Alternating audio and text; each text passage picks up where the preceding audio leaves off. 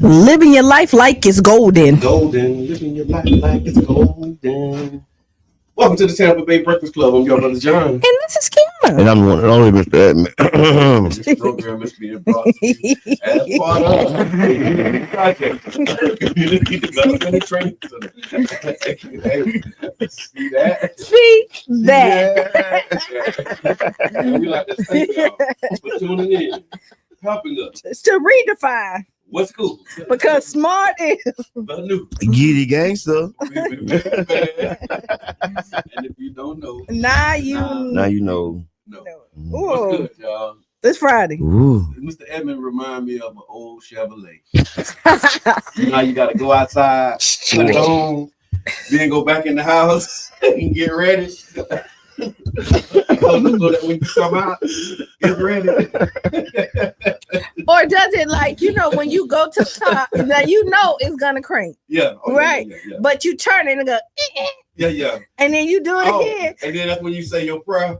Please, come on. And then the next time you do it, Fire right up. Yeah. Fire right up. How you feeling this morning, bro? Don't worry about me. I'm gonna catch up. I'm gonna catch up. Yeah. I want to give a shout out to Dave too, man. That's the morning mix. Morning mix is provided to you by Super Dave. You can check him out right here on 99 Jam, the old school flavor show every time he's on. I think it's Tuesday and Thursday. Yes. From 6 to 9. Super Dave. Super Dave be rocking out, man. So tag Super Dave, let him know that you appreciate him because he really be doing this thing. Also tag your friends. Tell your friends we ain't going nowhere. Not until 9. Not until 9. YouTube been doing this thing too, so I want to give swinging YouTube followers. Big shouts out to Charlie Funk, man. Yes. Charlie with an I, funky with the funk. Funky with the funk. The funk. We got a lot cooking, man. So we got a big day, a lot of stuff to talk about. Yesterday was a big day in the city, I guess. Yeah. We're gonna talk about that. And then there's a few development deals, kind of what the people say that I want to talk about. But let's start with Would You Rather. Let's kick it off with the Would You Rather. What you got? Would you rather? Let me go exactly to it because I don't want to mess it up. Okay. So would you rather stay in a stable job that pays well but does not excite you, or take a risky job that you're passionate about, and even if it means uncertainty and setbacks? Stable but not exciting, or risky, passionate, setbacks, uncertainty. You know, like a relationship. Everything is a relationship. No. Everything is a relationship. You have a relationship with yourself. You have a relationship with people at your job. It doesn't mean that it's a romantic relationship, but relationships exist everywhere. Yeah, that's part of the human existence. Yeah. I'm just saying. So what you taking? A stable job that doesn't excite you, or a risky job that you're passionate about? Give me the risk. All risk. Give me the risk. Yeah. No risk, no reward. I'm going with risk, right? I think we're all risk takers over here. That's what would be wrong with people. They ain't take the risk, and then they feel unrewarded, and then you just like, oh man, I just wish I could have did something better. But you know what? It just all depends on.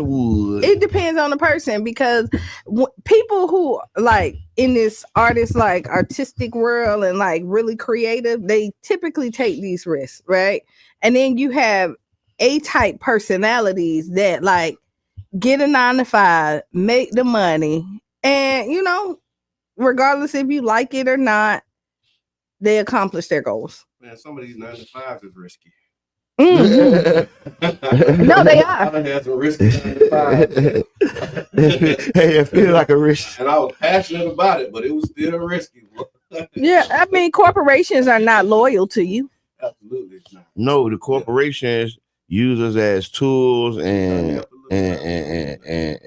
yeah. Brother John, what you taking? I'm gonna go with the risk. I take the risk. Yeah, I'll take the risk for 200. Yeah, I'm going with the risk. Yeah, I'll take a risk. The passion definitely is fuel, and then the setback, that's a part of it. if you don't listen, I'm one of them people. I have worked so many different jobs. Good morning, Miss Teresa. Right. Good morning, Miss Teresa. When I say so many jobs, anything I thought I wanted to do, I just applied for it. I do that now. Just send it. Yeah, I just apply for it. Look, all kinds of jobs. I don't know why I can't hear me until the second hour. Like I can't hear myself on that. Don't worry about it. No, I'm looking at your time to shine coming. Good. Your time to won't shine. you? Yeah, come up. Like when you did that, like put it like on the side of your time to shine coming, brother John. Closer, yeah, don't worry about it. Don't worry. Yeah, because I be cooking and I don't hear nothing.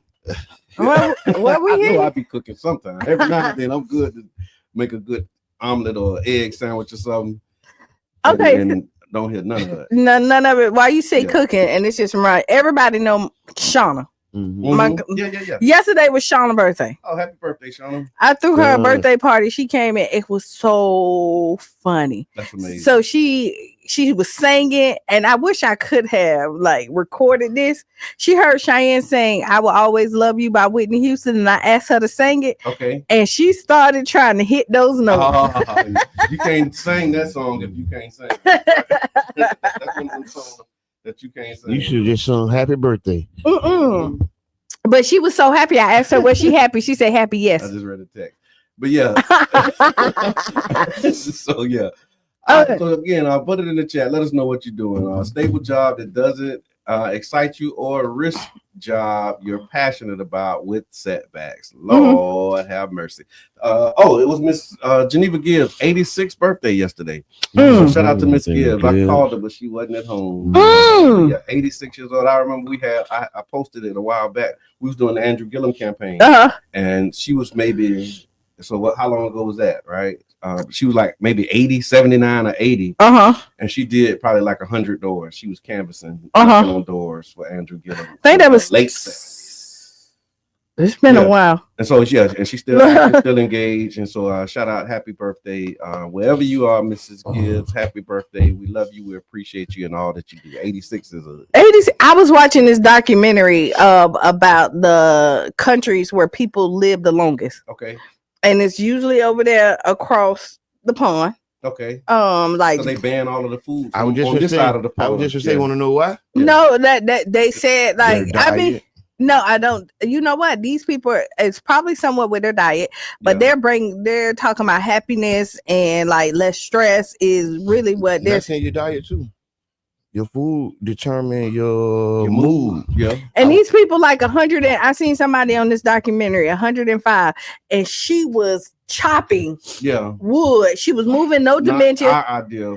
How, like Mama Blue say, not that kind of grandma. No, these people at 101 and 105. And so I'm gonna rewatch this documentary too because I'm really interested. Yeah, your food is your medicine for sure. Absolutely. Yep. And if you don't, because a lot of people don't know.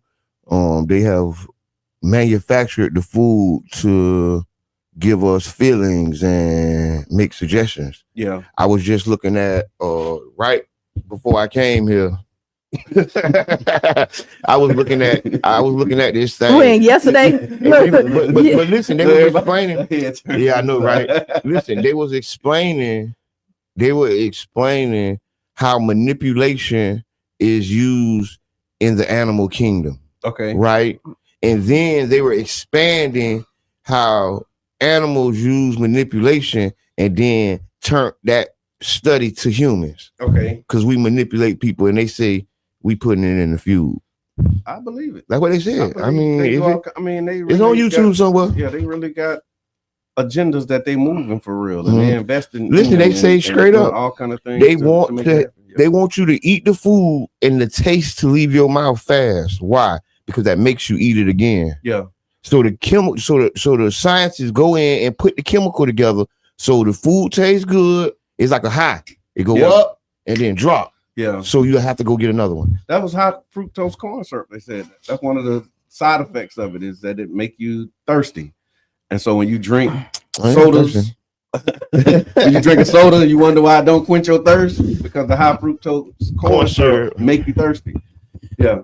And the science behind it all. My sister, Don't need to swine, my brother.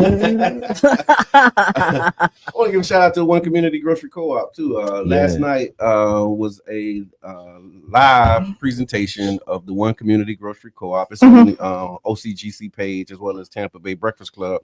But they were doing reflections from the up and coming conference. So, Mr. Edmond, would you mind telling us what the up and coming conference is and maybe one of your takeaways? Okay, the up and coming conference is the United States premier co-op conference. This is the biggest co-op conference in the United States, and it's everything from you name it. There's a co-op for it.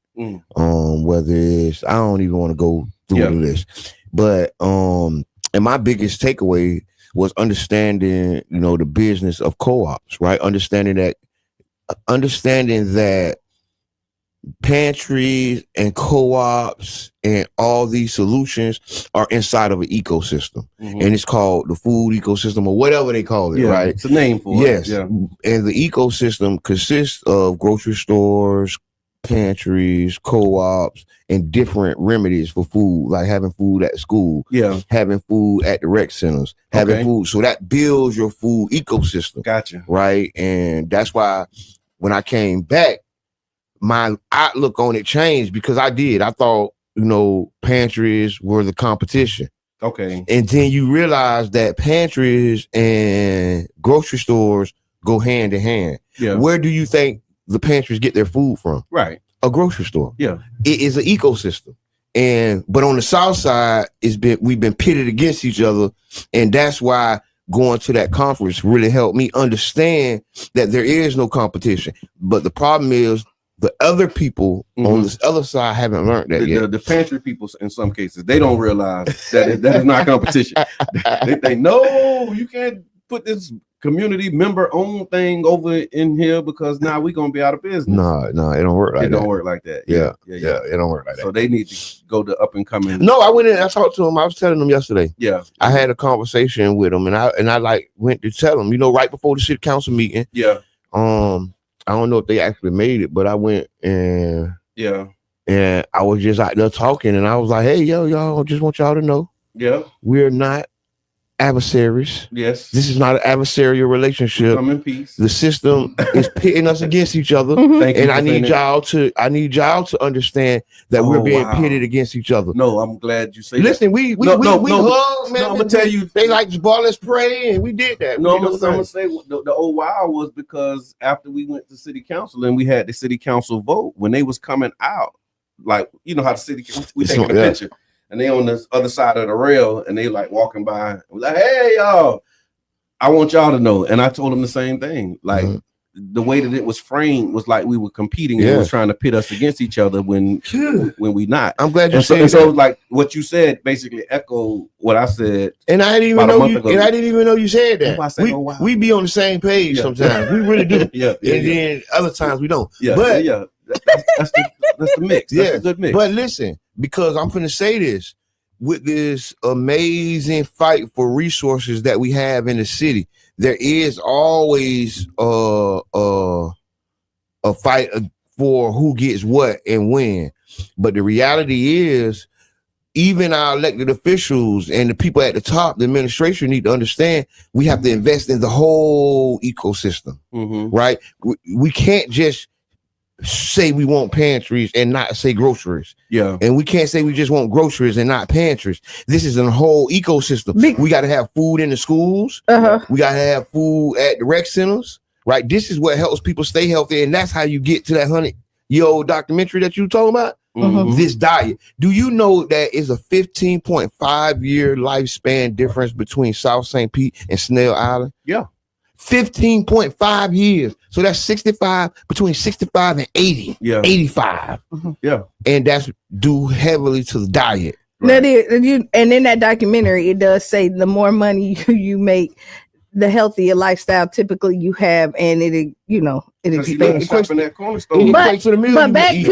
back to what you're saying with the pantry and then grocery stores with the co-op.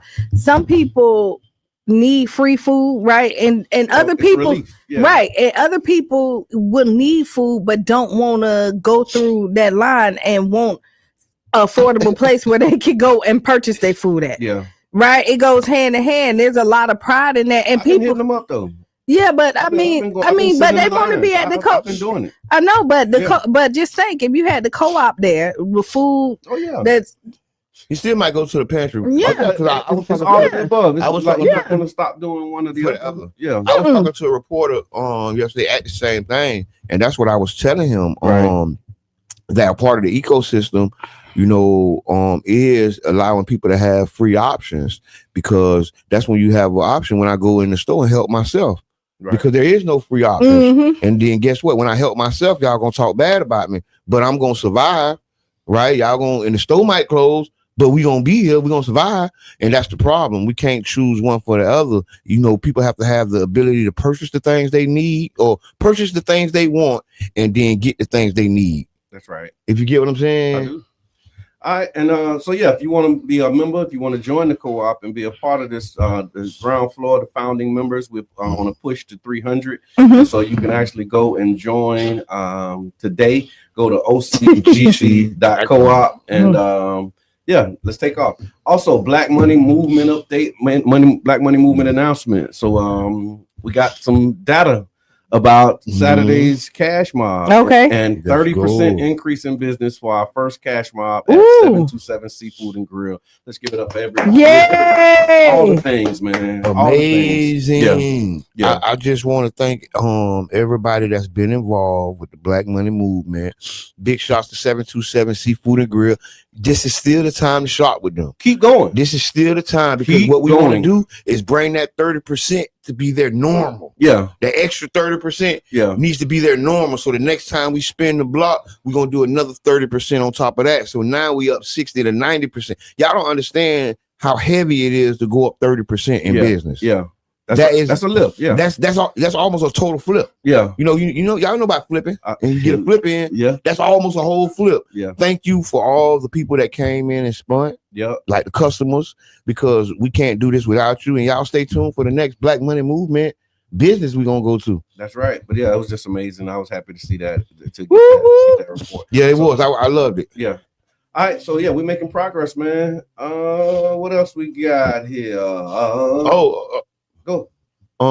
We got 8 minutes. Politics with Mr. Edmond. We do that after the break. Yeah, we do that after the break. Go in. Don't start me now. Oh, we're doing a book drive tomorrow. Yes, I got books that are still at the store that I need to buy. So if somebody want to cash out me, because I want to just make sure I heard that right. Yeah, I have books that are still at the store that I need to buy. Okay, got you. Yeah. I was passing the hat and ain't nobody put nothing in the hat. I left the car. They in the go back section. So you like, hold on. I ain't want to do the 5% discount. So you got all of these books. They in the cart. You get and it's like, okay, hold on, I'll be back tomorrow. No, I called. Hey, y'all, passing the hat. Everybody went blank. It's like somebody hit y'all with the doggone Man in Black thing. And you got a cart full of. We don't remember nothing you said. Yeah. No, not at all. And I definitely don't remember him saying, "I'm going to the store to buy books." Like you say that. No, don't call me in the store. Hey, I'm buying books.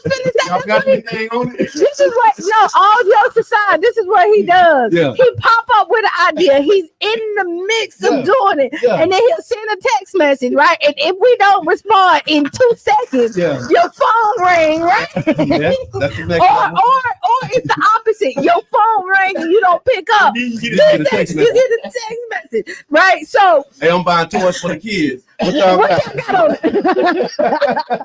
we doing this.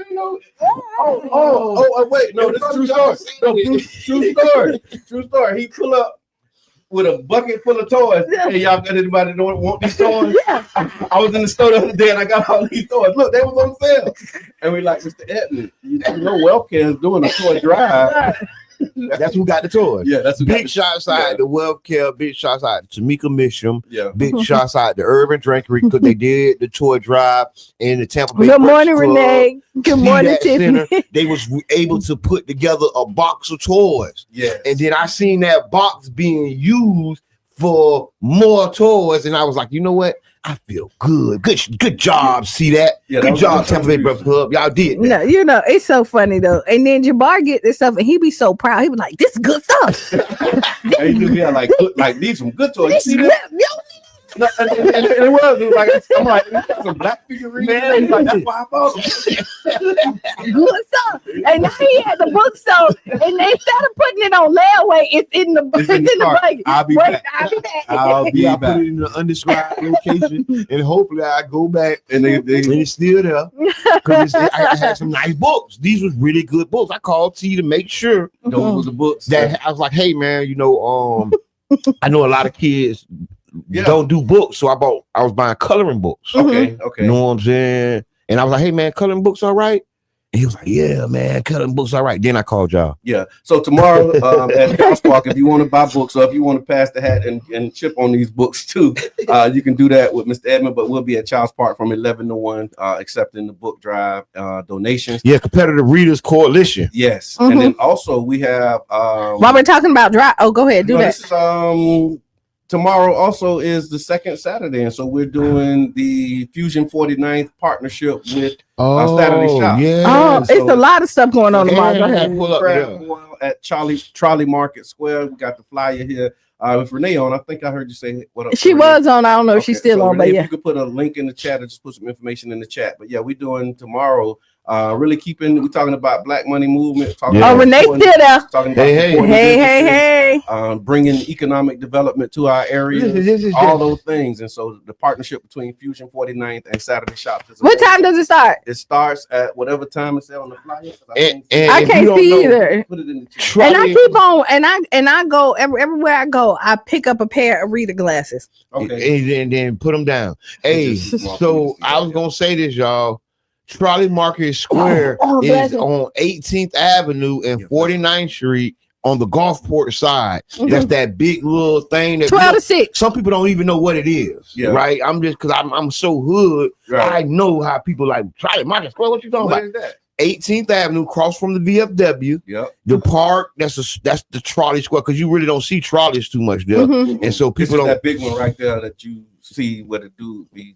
But they don't always. The dots don't. Yeah. So cross the road. So you don't see trolleys. There's a trolley that's cross the parked road there. from a That car don't move. Sons, cross the road is the trolley square. That's Y'all right. pull up because this is something big. Gulfport ain't never seen us like this before. Yeah. So while we're talking about that, because I want y'all to go to there on 49th Street, but also if you shopping around doing some Christmas shopping, because people are going to do that at Culture Creative, they will be back in the parking lot again. Yeah, so we're gonna swing. Yeah, we're gonna swing around. You got option, and that's from 11 to 5. Okay. By any means. By B-U-Y, by any means. Yes. I love it. I love the idea. I love the energy. I'm gonna tell y'all, because once upon a time, Black St. P had 500 to 1,500 Black businesses, and those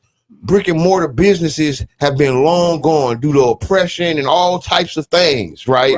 But we're fighting back through vendorship. Yeah, vendorship is the word. Is vendor? I mean, Renee, is vendorship a word? Vendorship. If you know what it means, it's a word. Hey, that's my take on it. We fighting back. I know what you mean. So yeah, it's a word. Fighting back. Vendorship. We fighting back. So we need. So next thing we working on is a vendor amnesty in the city of St. Pete. City of St. Pete has no amnesty. Yeah. City of St. Pete has no love, y'all. Look into shots fired. Somebody tell me Lord. where's the amnesty? There's none. There's no amnesty with codes compliance.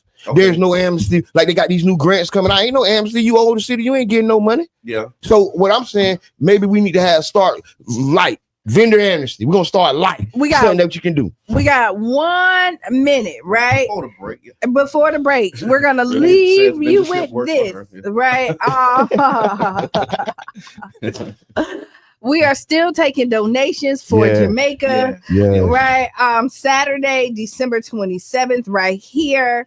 Come out and support. Yes. For the Caribbean Relief Drive.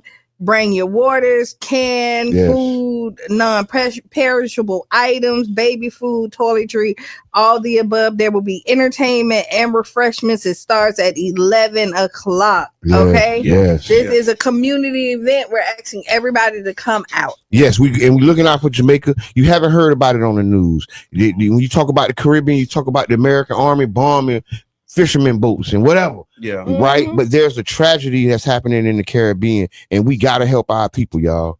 All right. So we're going to take a break, and Renee say vendorship. It does work. Yeah. For her. So we'll be back 6-7 minutes after the hour. Again, we're going to get into politics with Mr. Edmond. We got a lot of stuff happening. I got a what the people say that I really want to get into. Right. So we got time management. Yeah, we got to really manage the clock because it's a lot on the agenda today. But y'all stick around. We'll be back 6-7 minutes after the hour. Hello, I'm Gabe Ortiz, and this is WEDU Arts Plus. Based out of St. Pete, the Tampa Bay Breakfast Club is a morning radio show about hip-hop life and urban culture. Meet the hosts who inform and empower their listeners.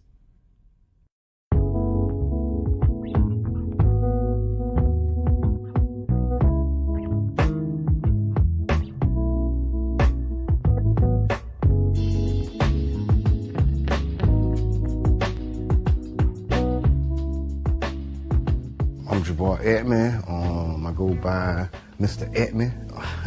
My role, I'm a host and I'm co-founder. My name is Brother John Muhammad, your brother John, yourbrotherjohn.com.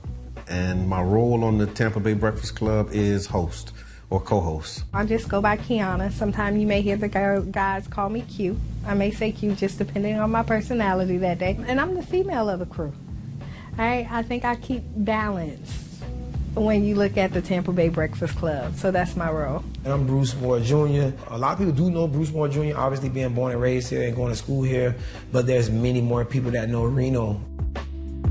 St. Pete is small, and so the good things and bad things that come with a small city, you know, everybody knowing each other, of course, would be one of the pluses. My neighbors were not only just my neighbors, they became my family. Trying to put that back now, like really getting back to a place where we know our neighbors and we look out for each other. There was a St. Pete that existed, you know, south of Central, and then there was another St. Pete that existed north of Central and downtown. It was a struggle then, and I think it's still, you know, somewhat a struggle for Black people in the city of St. Pete. Even with every step of progress we make, it's still a struggle to, implement that progress. Did y'all hear about the weed college, the first cannabis college? In Orlando. Talk to us, No, yeah, I've been looking at it. This is serious, y'all. Over a year ago. If you got the charges, marijuana. go and get the degrees, King. You got years of experience, man. It ain't like you come into a classroom with no data. Elon Musk said that a drug dealer knows how to manage and run a business better. I can't believe that. The real facts, man. I'm all about education. But what I'm saying is that we carry this industry on our backs. The way we started the Tampa Bay Breakfast Club, Jabbar approached me about what could we do, how can we do something together, and then an opportunity to promote Amendment 4. Amendment 4 is the, voting rights restoration to returning citizens. We were able to negotiate a deal where we got like 30 minutes on the radio at 99 Jams to talk about, Amendment 4 and other local, policies.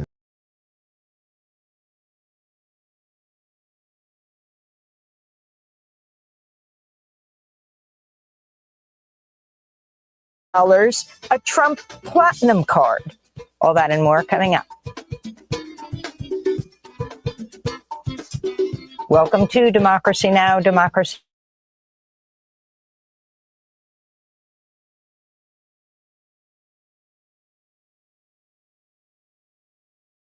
To returning citizens. We were able to negotiate a deal where we got like 30 minutes on the radio at 99 Jams to talk about, Amendment 4 and other local, policies and politics. Enjoyed it, so we started doing it on Sundays as like a podcast with, at the time, Janet Michelle. She was our co-host, and she, filled that role until she moved. And then we had Carla Bristol, Carla B. She came in for a season. And then Reno was behind the scenes. He was always present because we did organizing together, so he'd come and hang out. And then the things that he was saying off camera was like, man, we might as well just have you on the show. The negative thoughts that you is thinking about right now, or any particular subject, y'all, just flip it. Turn problems into opportunities. Problems are opportunities, man. Big shouts out to Sauce and Predo, man. Real deal, man. We on the jump board together right now. Just being around people and clearly always talking, I just felt like at least learn something. So as you see that you're not going to shut up, you can have substance to your conversation and not just be labeled somebody who just love to talk. Really being informative, looking to give the information that isn't readily available in our community. Multiple meteorologists can look at the same data and come up with a different forecast. And so now you take those models, take that data and say, okay, based upon all of that, absolutely, you might be in between here and there, and that's my know I'm saying speech. Most recently, after Carla B, transitioned out and went to do other things as well, Qiana, we invited Qiana. I've been working with the guys for a while outside of this, and they called me to interview. And when I came in to interview that Sunday, after the show, they was like, hey, you need to be a part of the show. And I was like, okay. I look at it almost like a band and the instruments, but it's just the instrument that we're using is our voices. My voice is already kind of squeaky. I know my voice can get squeakier. You have to have your radio voice on and have that vocal control. I talk lower when I need to calm it down. And when I'm very passionate about it, I slow it down. And because I want you to understand what I'm saying. What's good for the geese is good for the gander. So if you keep it secrets, just know that she can too. Okay, and see that's why Qiana, that's why you need it on the Tampa Bay Breakfast Club. You feel? Because you gonna even things out. You know what I'm saying? I was just joking. You know what I'm saying? We just understand power, and in terms of people's attention, because it costs. People's attention costs. That's why it's called pay attention. We want to present local information right up there with, the trending topics. One thing that's a common denominator with all of us is that we're all passionate about our people. For me, what you take from me is that I'm real and I'm passionate about the growth of our people. The overall goal, I would say, is to have a more informed community. Around electoral politics, around health, around equity. It's about the mission of connecting the dots and closing the gaps, inspiring people to see what's possible, and trying to be an example. I don't know if that's a good thing or a bad thing sometimes, but you do the best that you can with what you have, and you pray that others will be inspired to join in. For more info, visit cdatcenter.org/Tampa Bay Breakfast Club. People are in isolation or quarantine amidst a rapidly spreading... Don't let it be a third time. Don't let it be a third time. Third time's a charm. That's all I'm going to say.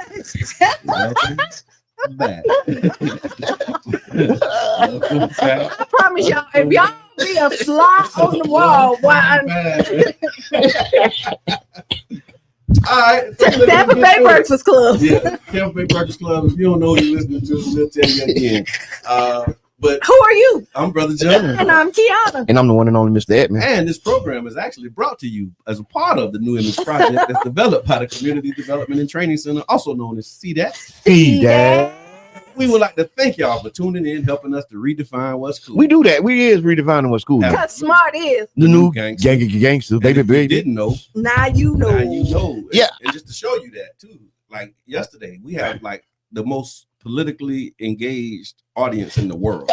Yeah. No, we really do. And we always say it. I came across somebody in the city. Okay. Mm-hmm. And we was just talking, boom, boom, boom. And I didn't even know this person, like, no.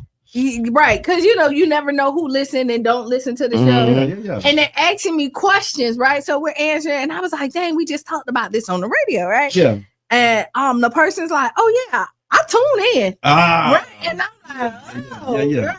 That's when the flag was. But during the break, we was talking about perspective. Yes. Okay. Thank you, Brother John. That's what I wanted to talk about. Perspective. So go ahead. So what I was saying in perspective, when we look at our eyes and we see what we see, our field of vision, we think everybody has that same field of vision. Okay.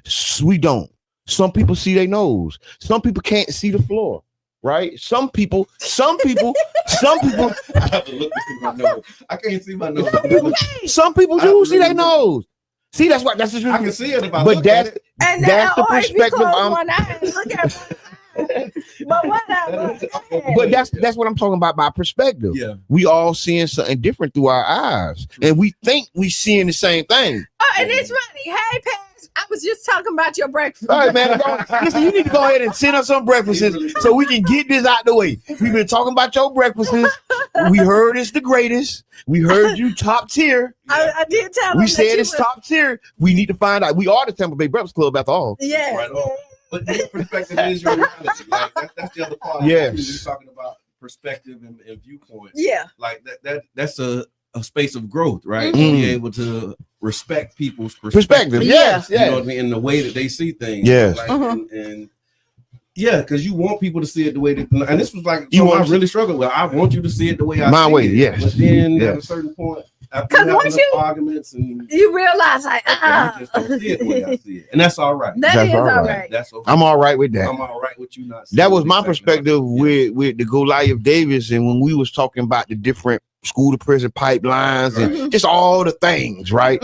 And I said, okay, we're not gonna see it the same way. Yeah. Right. So we got to yield this way because we most definitely probably agree on 80-90% of the things. Right. I'm rapping with him. I know I kind of agree with like 70-80-90% of what he's talking about. Yeah. 1,000%. But that 1-10-9% of what I don't agree with. That's what you call him. That's what I call it.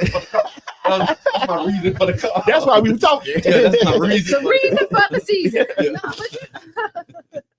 Perspective, but a good conversation and understanding can squash all of that. It can, right? Yeah. Because I am. But you have to be You have to be able to comprehend what the other person is saying, or be willing to at least try. Willing, because it has to be willing parties. Because if your mind is already set, it is nothing that I can say to kind of change your mind. And there are people that like. That's set on like, no, this is it, and don't come in as willing. That's how I feel about politics. Yeah, don't get me wrong. Now I got my mind set on certain things. Yeah. But I'm always open. You know what I mean? I'm willing. Good morning, Jason. I hear that, brother John. I got my mind set on a set of things now. Yeah. We do this all the time over here. Like we'll have our stance, and then we'll talk, and be like, you know what? I can see where you coming from. In real time. You can see us do it in real time. Like you really see us do it in real time. And I mean, we all three got really strong personalities, right? And we really kind of like state, and we be like, this is what we at. You call it strong personality? Yeah, we got strong personalities. Right? So you know what? It's like the palm tree, right? So you have your roots, and you like firmly rooted, but still being, you know. And when you stand upright, but I'm still the same. Upright when I'm upright. But I lean and like. You know, I can But some people don't want to go and lean with the wind. Them trees that you see them, when the wind blows, snap, they snap. Yeah. And and when they snap, they dead.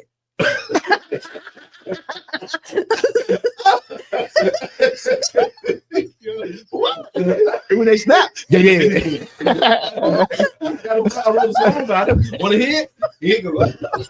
Like, where did that come from? Where did that come from? Strong personality one.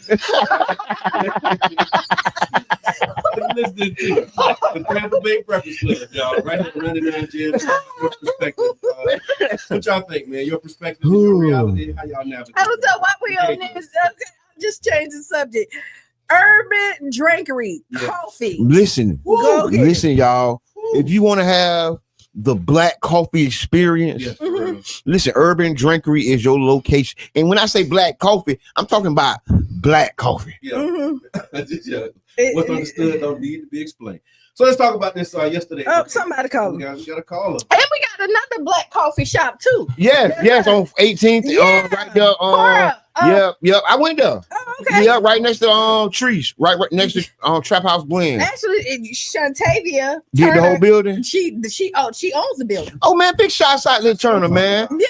I seen what was going on, but I didn't understand it. Oh, I think I hung up on them. Call back, caller. Call back because we need to talk to you. And if you ain't listening and you just called in, see, bad for you. Because you don't know we want you to call back. Yeah, that's true. See, if you just calling, thinking you just gonna talk to us. Oh, and Jason say tomorrow is Miracle on 22nd Street. Okay. Oh, Customer what? Appreciation Day at the Cat. We'll be there. Yeah, that's what's up. We'll be there, and it's gonna be a toy From giveaway.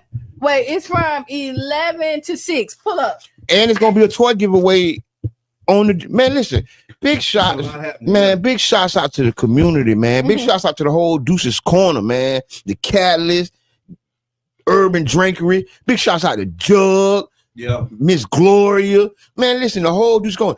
Big shots out to Mr. Brayboy. Yeah, Lorraine, shout out. Where my hat at? Where my hat at? Let me take my hat off for Mr. Brayboy. Mr. and Mrs. Brayboy, I take my hat off to y'all. Visionaries. And I'm gonna put my hat back on because I appreciate what y'all did for our community. A lot of people can't say that because they have a feeling about y'all, but I'm gonna say it loud and clear. A lot of people can't say it. Don't stop. Why y'all stopping me? Why y'all stopping me? Like you could just leave out something. Like You really didn't have to say that. But you just said No, I had to say it because I strongly feel Mr. and Mrs. Brayboy deserve that park named after them. That should be Brayboy Park, not Deuces, not Deuces Park. Stop wimping out on us. We need black name streets, roads, and parks. Listen, no, we need that now. So you start the petition, right? That's what it is. This is a petition. Okay, My you first, just launched it. You my, heard it here first. my first petition request for the naming of the Black Heritage. So y'all want to do tours, right? Y'all doing tours? Show them the Brayboy Park. Yeah. Show them the Brayboy statues or something. Don't wait these people die. Okay, and now we love you all of a sudden. Wait, I'm with you. Now, anybody that's listening, because my hands is tied, and I know Brother John's hand is tied. Yeah. Anybody who want to assist Mr. Edmond, check it out. Because this sounds my hands tied. I know Brother John's hands tied. I'm just gonna let you know. But for real, I'm we with it. believe in the mission, but he's gonna need an assistant Yes, to get this Boy, started off and go. So I'm putting out a call for somebody I appreciate to that. hop in Mr. Edmond, Yeah. inbox or call him and Real, say, I I'm appreciate going that. to help him start this. And Y'all gassing me up now. once you get organized, I'm with you. Y'all gassing me up right now because I'm with that. I go off and come back with it. I will. True story. I was working to get Wildwood Park named after Bubba, Mr. Roosevelt Swinton. Man, big shots out to the family. And the process that we went through, I learned a lot through that process. And one of the things that was expressed was it was a lot that was happening. But again, it's unprecedented usually to do it for somebody who's still alive. So when I say they want you to be dead and gone, like that's a real thing. And that's what we fighting against. And that's what we fighting against. And so instead of naming the whole park, they was able to put like a sign. The pavilion, you know what I'm saying? We got the backstop and we got them a nice sign. They didn't name the park after They didn't name the park after him, but they named the field ham and a part of sandwiches. it. But it's the Jackson. That was unprecedented. And guess what? The president has been started. But then the other part of it is like what this is how they do it. So I'm gonna tell you. So what if a group in Riviera Bay want to name a park after a Confederate general? Go ahead. I ain't got no problem. But that was the thing. It was like, so once you start this thing, but that's what we're going. Any group, but that's what we're gonna tell them. Do it, we have no problem with them honoring their Confederate generals. Yeah. So now let's move forward. Don't see what they try to do is cross us and make us back up because what if the Confederates get a monument? No, we didn't back up because we was able to, also a part of that we got Urban Street changed to. I seen that. Yeah, big shots out. Y'all did that. Of Councilmember Muhammad working yes. with the residents. Right behind. Liz Chiplin. My daddy live on Urban Street. Yeah. And what? So, and that was what's the up? thing too. Like, it's a small world. And then to do that, again, lots of lessons learned because you have to talk to the residents, and there was some residents that didn't want it. Yeah. That's why we ended up. That's why Irving and Curtis loan because they was like, we'll wait. Like all my mail, all my stuff. All, people been living but it'll switch up because that's how they did 9th Street too. We was able to get the name of Urban Street changed under. That's good. Nah, Louis Stevens said he will back you up. Hey Lou, let's do it because I walked through Williams Park and I seen all them conquistadors and all them homicidal maniacs with. They is homicidal maniacs. Them people killed a lot of people. Right? They got where you at Williams Park. Williams Park, they got statues of conquistadors and man. Them people was homicidal maniacs, man. I'm glad Louis Stevens on here. I want to talk about something that Louis Stevens. Go ahead. Let's go because he was. So Louis Stevens actually put up a post, and the post that he put up was around St. Pete. It's small. I can't read it. Yeah. Can you tell me what it says? I read it in 5 years. You won't recognize St. Pete. I found it. They said in the next 5 years, South St. Pete will be unrecognizable. The future for our kids will be lost, and the rich history and legacy of the Black community will no longer exist. What y'all think about that? I put my comment on that. I think the rich history ain't gonna be gone because they're gonna be selling tour tickets and showing them where we used to live at. Okay. Because the honest to God truth, we have to protect our neck. Yeah. Right. They made a song about that when I was growing up. Protect your neck. Yeah. We have to, because listen, we think people have our best interests, but reality is we didn't even really help them get elected. Right. Mm-hmm. We didn't really pad their campaign coffers. So when they go in there and regulate and do laws, they're not thinking about us. Right. Mm-hmm. We're not calling them when they in there. We're not going to see them and make meetings. So guess what? We get the short end of the stick every time. So if you multiply that, you right, Lou. You right. I stand with you on that. But because I would say, like, the St. Pete that I grew up with don't exist. It don't. Right. We look. Let's say that even the pier. Yeah. Now we got the pavilion. Yeah, because the pier was a staple for our, like, now we got went out pavilion. there, like we do, and like you look at it, like, It's like, what is that? Yeah, like what is that? Yeah. They got signs to tell you about the grass. I was out there with They got signs to tell you about the grass. I'll tell you, I was out there with my children. This is itchy, and but that one and I'm walking and I'm looking and I see the sign and it's that kind of grass that I'm like asking my children. I say, y'all know y'all grass? Hey, like we don't know our grass. So my grass, great opportunity to learn your grass. And but listen, and I'm gonna say this. So since we talking about the pier, do y'all know Janice Landing was the Black Mold Beach? I do, but I want to keep going on what you and Steven said. So because there was lots of comments, a lot of people chimed in, and it was a mix of like sorrow and frustration. So you had people that was like, yes, this is really sad. They were saying sad but true, fact is happening. And then you also had another contingent that was saying, well, we should have bought it when we had the chance. Like that was another one of the themes that came up in the conversation, saying, okay, we know that it's unrecognizable, but there was an opportunity to buy it. When? Yeah. It was structured. So systematic oppression is structured in a way to make you feel like you missed your opportunity, but the oppression was really the basis of you missing it because you didn't understand what it was. It was all out assault on the South Side. Y'all act like y'all don't remember what people used to say about the South Side. I made investments. People said I was a dang fool. Yeah. Right. People. I'm talking about.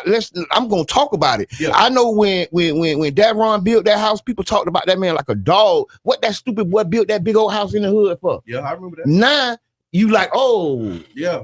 Oh, so when we get here, don't look back and say, "Oh, why y'all ain't do it?" Because look what y'all was saying about it. Look what the propaganda was. They were saying that driving the value down, like that's a part of the. That's play. part of the play. Drive the value down, and making the people who think that like you living in paradise and they're telling you it's a hellhole. It's a slum. You're in the slum. And then they come in, and then you're in the slums. And then they make it seem like when us want to buy, they be like, "Oh, that's such a bad. What are you doing?" And then they tell you to get out. Get out. And then when they told us that. And then when I come and approach you're not serious. Yeah. No. But they told us in school, if you make it, especially if you was like an athlete and you want to. Tell you your goal is to leave here. Yep. And get out. Not to come back. Make your money and go somewhere else. Go move in Pittsburgh. Yeah. But it was you leave paradise to go to Pittsburgh. Because these people have told you that. Was a part of the indoctrination. And then everybody trying to get down here. And now the corporations own like sometimes so many houses in the they does. And like the whole Tampa Bay. Yeah. Like my dad say this right now, like because we own like a block, right? Yeah. And there was another property. And he didn't see the like. He was like, "Dang, why didn't I buy it?" Yeah, he didn't see the value in it. He didn't. He was like, propaganda. Right, but it's heavy. It's thick. But he was buying houses then and doing it and all that other stuff. But that piece of property, and right now he was like, Why didn't I do it? Yeah. Because so if you're just tuning in, we actually talking about what the people say, the What the People Say segment. Today we're talking about a post that was made by Louis Stevens where he said South St. Pete will be unrecognizable in 5 years. And LA Key said it's unrecognizable now. Yeah. When you go down 34th Street, that's true. And then especially like even coming across the interstate. Spencer, like, 31st. Not just South St. Pete, all of St. Pete. Yes. Like it's places in St. Pete that I go to and I'm like, wow. Is that there? Yep. Look at where Dunkin' Donuts at, and then like it's an apartment that used to be Mid Peninsula, Ponderosa. It used to be Ponderosa. Yeah, a little hotel, a little dirty foot hotel was right there. Yeah. I ain't talking about nobody. We talking about what the people think. So in addition to saying it's sad, others were saying that we need to buy, and then you got people that are feeling displaced, ignored, or pushed out. Katie Daniels said neighborhoods that they didn't want are now being overwhelmingly gentrified. Yes. Staple stores don't exist. It's sad. And then you also had like the activist moment, right? Where like Mr. Edmond, he was in there too. He's kicked it off by saying they're going to be selling tickets and tell us where Black people used to be. So yeah, y'all let us know what you think. Man. How you feeling about the changes that you're seeing in the And I don't necessarily like it. And I don't like it. I don't like it at all. I'm gonna say that, and I'm all with change. Like I know you need to evolve, but what the things that they love, smart evolution though. But the things that they love about St. Pete, like the people from up north and all, like the yard space, the space, they're taking that away. They're cramming us up. So you look. But we kind of got to though. No, we don't. Kind of. No. We need more housing. Do we? Go somewhere. Smart growth. Because I'm agreeing with you. But I'm not agreeing, but not. Yeah, because I think we need to grow smart. I think we need to grow with the residents in mind. I think the problem is there's been a plan to eliminate the Black population, and it's going unchecked. And they could pretend like the plan wasn't existent. They pretend like it wasn't an outline and a whole blueprint of how they're going to do it, the map, everything. It never was rescinded. And that's what I'm saying. That's why we don't. How many of these apartment complexes you see that are still empty? Yeah. Like you keep on saying we need more housing. Yeah, you keep on saying they keep on putting up these high rises. They keep on putting up these apartments, and there's so many. But Russians deserve to buy houses too and sit on it. So speaking of buying houses, actually, and it was another conversation. It was a joke. I know. There's another conversation about this because some people are celebrating this new affordable housing development, Pelican Place, right there. We was talking about Tangerine Plaza. So Pelican Place is a habitat development. 400,000. They're doing. Let me just read it. So a vacant lot across the street from Tangerine Plaza is officially becoming Pelican Place, a 40-unit Habitat for Humanity townhome community. Habitat, they did a kickoff. The homes will be sold to families earning up to 80% of the area median income. And they said the average home is probably going to be like $300,000 for these townhomes. So that was Deborah on spot that day. Thank you. I think for my dog is on my page this morning. I was going to go there because if you don't know where it's at, where is it? Tell me where's Pelican Place? You see how we started this morning?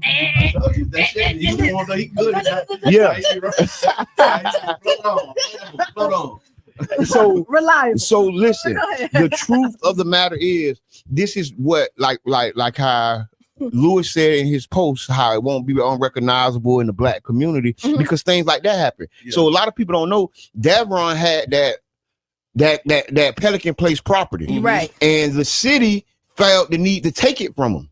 Okay. Right.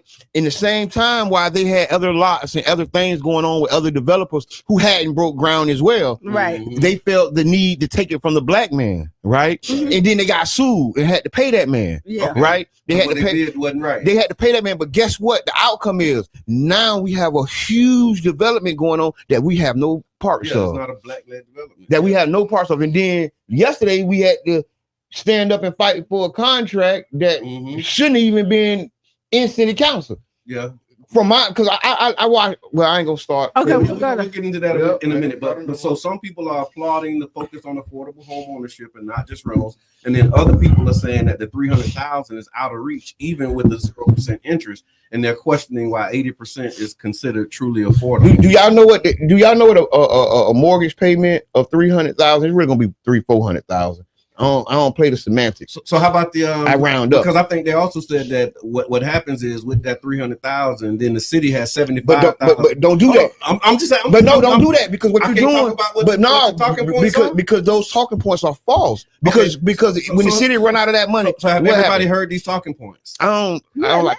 Okay, my bad. I stood up and got crunk. Okay, let me sit down. So 300,000. The debate is that it's not affordable. And then some of the comments that was a part of that was saying the city offers 75,000 in down payment assistance, which will bring the mortgage to 225. So when you're doing the numbers on the mortgage may be 220. It may be less. But that's malarkey. Now, how is that? I think that's malarkey because these incentives are not 100%. Everybody is not going to get it. Did y'all see the meeting in the city talking about loaning money to do bills? Did you see the city has? If you've been watching, the city is going to go into a very hard time the next 3 to 4 years. Yeah. And if you're paying attention, those dollars really might not be there. Those aren't guaranteed dollars. Y'all adding that to the price like that's going to make the price lower. Yeah. That's ridiculous. You don't do that. Even if you do get the incentive, because you can stack them. You can get several little 75 homeowners. You can stack them, but you're not guaranteed to get them. Yeah. So now you're making your plan. Oh yeah, I'm gonna get that 75,000 from the city. Then I'm gonna get this. Then I'm gonna get this, and you don't get it. Yeah. And guess what? Now you don't qualify. And guess what? Now you're not in that apartment or whatever that thing is. And that's the big problem because they're using those things to sell it to us. Okay. Community sentiment is so important. I was trying to see where you was going. Okay. Community sentiment is so important. That's why that's what they're working on. They want us to be happy about us getting got. That's why if you read that post, they want us to be happy about getting got. That's the clip. Yeah. that's the clip. That's absolutely the clip. What the people saying? We got any comments on this? Yeah, we do. I just can't. Okay, I really. Oh, man, hold on. Let me get on the page. Charlie Funk said that's the way they do it. They wait for us to sue for misconduct in practices, and then pay us off, and they still get to keep what they took. But I'm finna say but listen. What you just said, you just unraveled the beat. They pay us off, and they still get to keep what they took. They make us do these little settlements. Wow. They make us do these little settlements, and guess what? They don't change their policy and practice. It comes from the Courageous 12. No, but you know what? They really hope that we don't push the envelope. Yeah. Like they want us. If they sue, okay, we'll pay. If they sue, but you know how many people talk about it and they just walk away with it. Yep. Yeah. You right. So man, like, wow. We need to write a note because I want to talk about how the Courageous 12 came into existence. We can't do it right now. Okay. Because I really have to deliver this. What is it? A dissertation? Yeah. Or an essay? What is this? I don't know what it is. A monologue? A robust conversation. But I really want to talk about it because a lot of people fantasize about what happened with the Courageous 12, but the city was who they sued. Yeah. The same person who put that small little plaque up, that's why the plaque's so small, because they didn't really like that. Yeah. See, the city fought tooth and nail, fought them boys all the way to the Supreme Court to keep them from serving. Yeah, they didn't want the first. And guess what? Who doing the tours? Yeah. Who holding the heritage? The same people, and they're doing the same practices. Right. But that's another conversation for another day. You also mentioned Tangerine Plaza, and so yesterday, the Tangerine Plaza vote, we talked about it, I think, on Monday. So the St. Pete City Council has officially voted. It was a 5-2 to extend the development agreement with the Black-led Sugar Hill team for the redevelopment of Tangerine Plaza on the Deuces. Basically, what this means is that Sugar Hill will keep control of the project, and the city is giving them more time to deliver a full-service grocery store, housing, and community-focused retail for South St. Pete. Now, vote was Lisette Handowitz and Gina Driscoll. Okay. Everyone else voted yes for approving the extension. Sugar Hill. I was on your side. Yeah. Right? Yeah. Get that ish done this time now. We ain't coming back.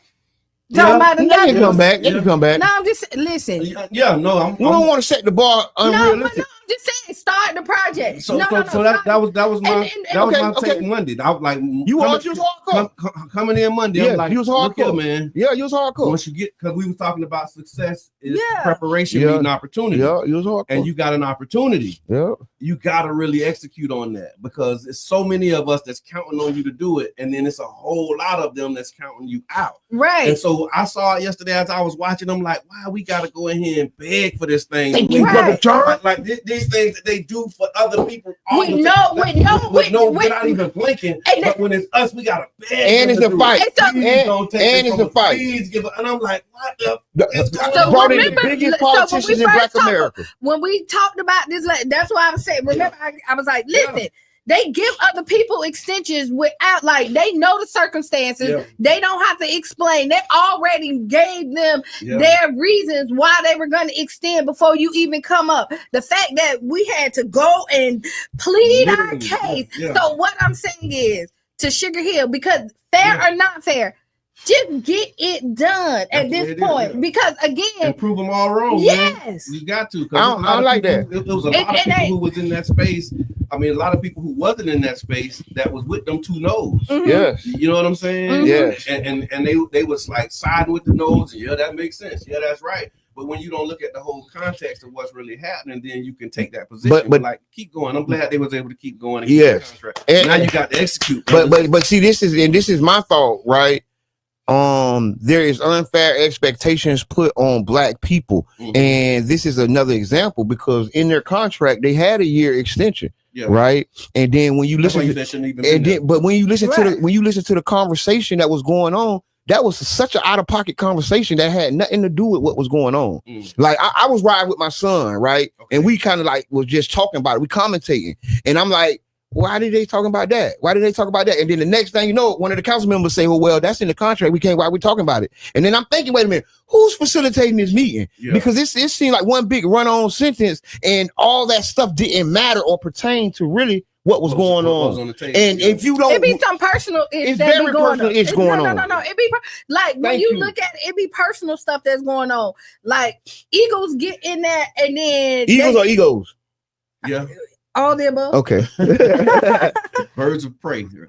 But they get in there and do what? They get in there and then they will mess up the church's money. Yep. Just mess it up. That's just a metaphor. They ain't talking about nobody at the church. Yeah. No, that's there's churches involved. Preaching and stood up and churches involved. Hey, you know, we get them letters in the inbox. Churches involved. Talking about the preacher. No. Said the egos mess up the church's money. Not the pastor. That's a common expression that's used in our community. Black We're not accusing anybody of anything. That's African American vernacular. If you know AAV. Hey, that's right. Yeah. See, I be learning. Man, they got me messed up, man. I be learning. You know. No. There's some that don't know. And they'll take that clip and say the Breakfast Club thing. Pastor Murphy was messing up the church. No, and that's not what.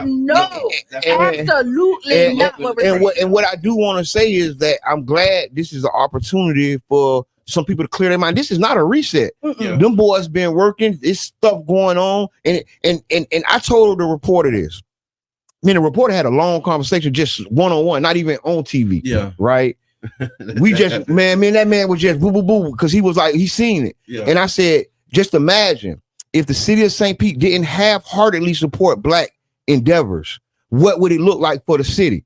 Yeah. Then he was like, okay, what? He shrugged his shoulders. I said, when this property was signed over, they would have gave him $5 million, $10 million to make a move. Yeah. That's how it starts. And think about Sankofa. They gave Sankofa and say, hey, well, leave you to your best devices. Go try your best luck. Yeah. And then come back and say, well, you didn't do it, give it back. And in my eyes, that was set up to fail because you didn't give what was needed to succeed. And then you had to come back 5 years later and give 5 times as much. Yeah. The investment in the front is way less expensive than the back end investments. Right now, we're making back end investments. That's why they're going to ask for 20 million. They're going to come back and ask for some more because they need it. Right. And it should have been given up front. So now we got to give more. And guess what I'm going to say? Give it to them. Stop playing. Y'all just gave the Trop. Y'all gave the Rays $100 million and they buck.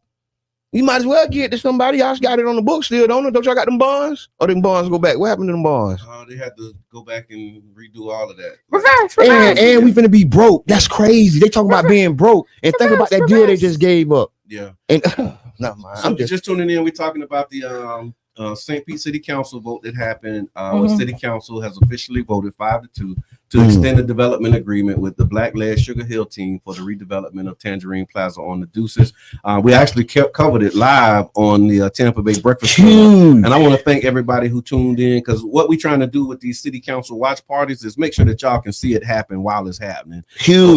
Or be able to see what happened in real time, because we're going into these election cycles, and a lot of times you only see the politicians in the community. You don't see them at work. Yeah, you know what I mean. And so we're showing you what they're doing when they're at work and when they're on the dais and when they're actually making the decisions, and then the reasons and the logic that they're giving you. And while they're making the decisions that they make, so that when they come to you, you can ask them, I saw you. Why did you do that? Why did you say that? Why did you vote? Because they do count on, to be honest, that most people are not seeing what happened at these meetings. So, I mean, a lot of, not all, but you know, we got two faces. You know what I mean? Like, we come in the community and I'm in both of your mouths. I'm with you. What do you need? And then they get on there and then they be like, nah. Well, so I'm glad we led to this, because politics with Mr. Edmond. With my post, I made a post asking Black elected officials not to tell Black people what they can't do for them. Okay. It's 2026 we walking into, and Black voters do not want to hear you tell them what you can't do for them. Yeah. Right? Because these other constituents aren't hearing that. Yeah. You're not telling them that. You're actually saying, let me see what I can do for you. And then you going on the dais and attempting to do it for them. Yeah. And that's good. God bless America. I'm saying don't do us like that, because our vote is so important. Our vote is going to sway in this next election, and the next election after that, and the next election after that. And if you don't respect it, we're going to swing your butt up out of here. Yeah. And we're going to start having these tough conversations. You're not getting spared because you're Black. Yeah. Don't hit me with the Jabbar. Why you down in Black people? Don't do that, because ain't nobody say that when they was locking my butt up and throwing me in jail from the school to prison pipeline. Yeah. Ain't nobody say why you doing that to Black people then. Yeah. So don't tell me now that I'm politically active that I can't that I cannot. Don't tell me. Don't tell me. I went to radio audience. Listen, that was cool. No, you want it though. You right. Don't tell me that I'm pushing a Black man down or I'm pushing a Black woman down because I'm talking about politics and I'm talking about it truthfully. Yeah. And then if a white person win, don't be mad. Oh, see, you let the white person win. Well, the white person trying to help us. Are they? The white. Are they? Well, are they? No. But that's a real question. Not just rhetorical. Put it on. Are they? Are they? Because we was in. No, I want to say that. Go ahead. No. You. We had a situation where it was 2 Black people and 2 white people on the committee. Yeah. And the white people was all for us. And the Black people were not. No, we can't do it. We can't do it. But the 2 white people was like, I make a motion. Yeah. We don't do it. Second, voted it, and it moved. And then I got a call saying, oh, you love them white women. The white women was helping us. But moving the agenda. No, but that's psychological, brother John. I never came out and said, oh, the Black women. I never talked about that. But I'm telling you now. That's psychological, brother John. When we talking about what we trying to get done, we ain't playing. White people that will do things that white people believe that they can't do. They doing us like this. No, and it might be true. And I would say this. So I'm with you. Yeah. Right. But again, these white people can do what the Black people can't. That's what we can't. We got it. Listen, the only way we change it is that we have to know our value and our worth, and we have to get out there and make sure we have like-minded people. I don't care what color you are. It got to be like-minded people, and you got to have the power to do it. This your default. Your default setting is white people can do it and Black people can't. No, that's not my default. No. Because when we talk about, because you like it's white privilege, we talking about what Trump doing. It's like, well, if he was Black, he couldn't do it. Why not? Why couldn't he do it? So because it's not like-minded people in office. It's not. We're not saying he had the whole thing for a little and he ain't push it. For 2 years. And he ain't push it. Biden had the whole thing. And then push it. And so when you look at it, right?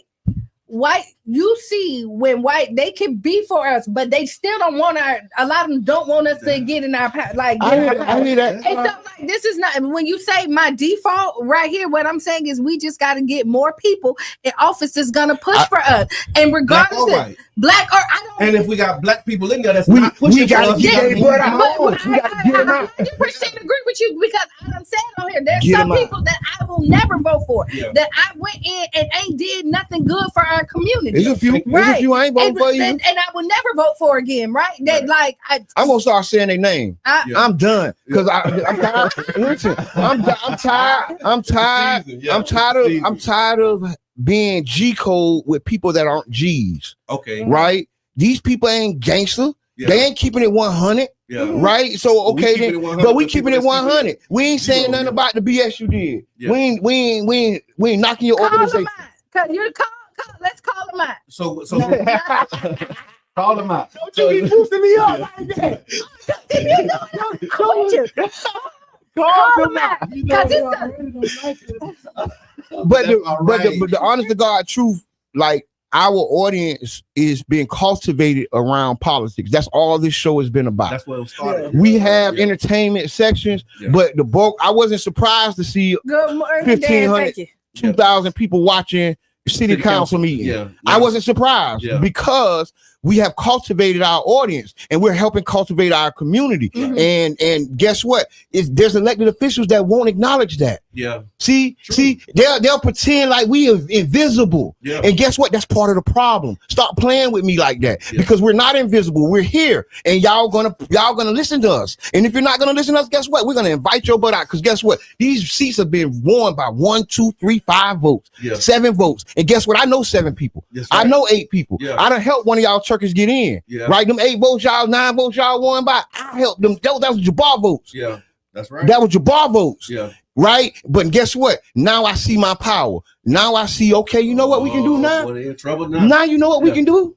We can control this. And guess what? And y'all can come talk to us and we can help do this as one, as a coalition and build it and do it good. Or we can just go ahead and start knocking dominoes down. That's right. And I want to just, while you saying that, attention candidates. If you're running for office in 2026 and you're looking for a real way to connect with the people and the community, 99 J After Berg has space for you. You can underwrite a show, build your audience, share your message. Our listeners tune in for all the things that Mr. Edmond said. So if you're talking about really reaching the people in St. Pete and underwriting the show, you can actually get information from 99jamafterberg.com. We're doing politics with Mr. Edmond, and we just talking that talk, man. So thank y'all for tuning in. What the people say, man?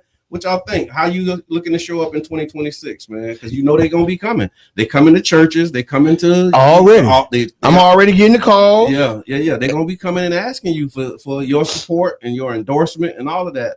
And you got to really sit with that and think about what it comes with. And I always say your neighborhood associations, when you sit down, when you go to your meetings, y'all come up with an agenda, what you want. So then you already have your plan and this, you have it. And so when they come knocking on your door, you can give them the pamphlet.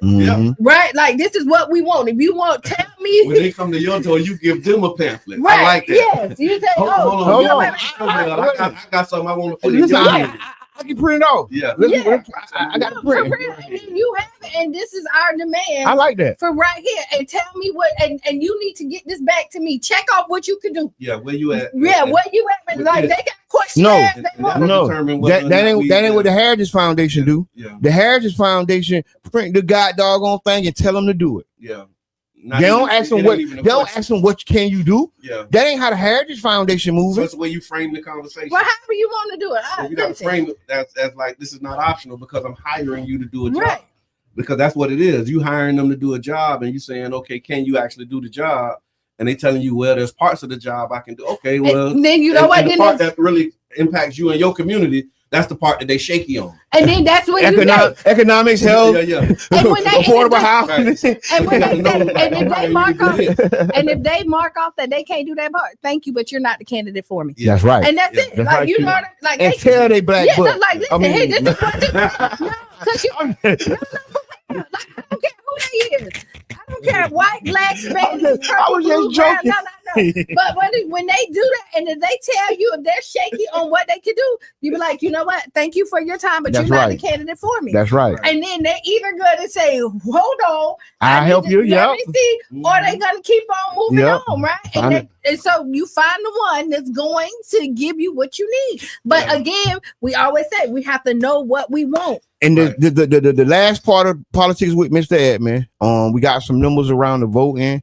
Black St. Pete votes and vote in big shots out the Gypsy. And I think it was like 29-30% or some crazy stupid high number. And I thank y'all for participating. But this election, we're gonna drive the election numbers up. I want to see 50 to 100% turnout. I'm gonna just put this out here, and this may be a Jabbar fact, but I'm gonna say it, right? Go ahead, Jabbar. And it's not a Jabbar fact, really, because when you look at St. Pete vote and you look at St. Pete voting trends, you can track increases to the times when we got involved. You can, yeah. I'm gonna just say that. Yeah, you can. And I don't know, they say correlation and causation, they say stuff like that. But if we wanted to like stand up and beat our chest, like so, because this is what they do. They'll come and they'll put that number and say this is because of us. And they'll say this is when I started, and then this is when the trend is. We don't do that. But I'm finna start doing it. But now that's right though, bro. You know what I'm saying? Because we activated the community. Because like you got to think we started with. I've seen them do it. They'll come in and they'll be like, "Well, we can't really say that this because of that." But we started with a candidate forum. Yeah. Just think about that. 2013. Think about that. And then you start looking at the but trends think about that. Votes. Think about that. Yeah. We started with a candidate forum in a community that never had a candidate forum. Yeah. So what did that do for that community? Yeah. Like, come on, we can just infer some things. We started with a candidate forum in a community that never had a candidate forum. What did that do for that community? Yeah. And I saw it in real time what it did for that community. It changed the way that they started engaging with us. What would you say, Brother John? They stopped saying what we're gonna do about Child's Park. Scratching their head. What we gonna do about Child's Park? Hey, Brother John, what you want to do in Child's Park? What y'all want to do? Like, whoa, that was big. That was the reality. And that was the goal. Yeah. And that was the intended goal to bring the elected officials to our city, inside of our community, and make them talk about our issue. That was the purpose. A few years later, I think Charlie Chris stood in Child's Park and announced his candidacy for governor. Yep, I remember. You know what I mean? Like, come on. I think I was there. So to go from not being engaged at all to have a candidate that's running for governor come to your community and say, this is where I'm going to launch my campaign from. Yeah. I think that says something. Because we spiked the trend. Yeah. We didn't spike the ball. We spiked the trend. Yeah. The trend spiked because we got involved and we started letting our voices be heard, and we became authentically the people. Yeah. We was being truthful with people. Right. We weren't just trying to get them to vote because somebody told us to go tell them to vote. Like we weren't telling come y'all. On, no, man. Come on, man. Mess. And we also vote or die. And we saying cook with both hands. We talk. We talk about it in the proper context. When we talk about Black Power, right? And I got a book. Shout out to King Reno. He referred me to this book called The Black Power Blueprint, and it's a big old book. Yep. I got it too. It's like 1,000 pages. I got it too. And I've been reading it, right? And in the Black Power Blueprint, it talks about the different types of power. I ain't gonna give them all to you today, but it talks about the different types of power, and it's like 10 different ways that power manifests itself that we have to be engaged in with our community. And one of the 10 is voting and political power. There's 9 other forms of power. Economic power is another one. Yeah, that's what the Black Money Movement represents. And so when y'all see us out here talking, doing anything, no, we got a blueprint that we operate from, but we do it the way we do it so that you don't know what we're doing because it's like too steep a gradient sometimes. When you start explaining this stuff in a way that people like, man, I ain't really trying to do all. So always saying, okay, well, can you go to this business on Tuesday? For real. Just basic. We break it down. They go over here and spend your money with them for this time. They don't know that it's a part of the Black Power Blueprint. You know what I'm saying? And the thing is, a lot of the outcomes we have is because there's been a lot of money spent on oppressing this community. Yes. People look at the history and glamorize it and never think about the impacts of that history. Right? I was fortunate enough to be involved in the structural race study, and I got intimate with the history. And the reality is all that stuff still lingers on. What them KKK and the police getting together and running around doing picnics, right? See people don't know that St. Pete Police Department and the KKK used to ride around doing picnics. Picking a nigga and then killing them. And then they have mass picnics every 4 or 5 years. To suppress the community. They're doing it consistently. But then every 5 years. With a goal. With the explicit goal to suppress the Black community. They didn't Jamestown, James Park, come on, man. All of these places. There's articles that show you when the Klan was showing up and how these people, how they were just invading with the police chief, right? With the mayor, right. This was sanctioned activities. That's why we're owed reparations from the city, right. And then you got Black people that don't want to say that. And you got Black people don't want to say that, and because they have been hit by the oppression so hard, right? Because it's in their books. right? They go on the tours. All of it is structured to make you think a certain way. And see, God bless me, I didn't go to school a lot. I ain't go to school a lot. Guess what? I didn't get indoctrinated. The indoctrinating didn't work on me because I wasn't there. Right. And I was there. I was an honor roll student, but it was because I knew how to take tests, because that's the way the system is designed. I didn't really learn a lot.